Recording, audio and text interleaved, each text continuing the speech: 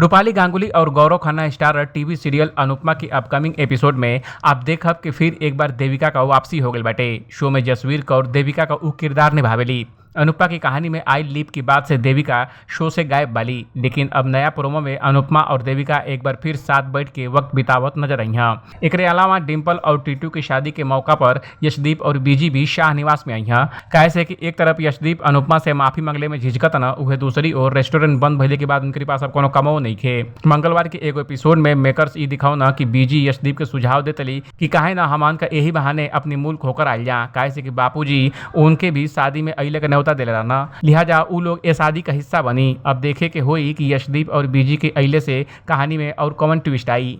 देविका के वापसी के अलावा भी अनुपमा सीरियल के अपकमिंग एपिसोड में आपके काफ़ी कुछ खास देखे के मिली। वनराज शाह कोनो औरत के टीटू की शादी में लाके तमाशा खड़ा कर चाहता ना, ई तो हमन का पहले से जानत नहीं, लेकिन अब अनुपमा के सामने ई भेद खुल चुकल बा और उ ई साजिश के नाकाम कैले का पूरा कोशिश करतली। स्पॉइलर वीडियो में दिखावल गइल बा कि जब अनुपमा देविका के साथ वक्त बितावतली तो वो टाइम पर केहू का कॉल आवताटे। अनुपमा जब कॉल उठावतली तो उ एगो लड़की का आवाज़ होताटे। वो लड़की अनुपमा से कहतली कि उ जानतली कि टीटू उनके घर जमाई बने वाला बाना और एकरे बारे में उ कुछ उनके बतावल चाहतली।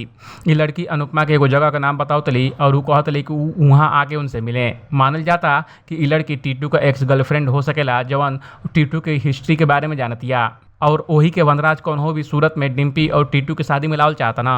ये स्टोरी पर आपका क्या कहे कमेंट कर हमके जरूर बताई। बाकी अपडेट के लिए देखत रही ABV भोजपुरिया।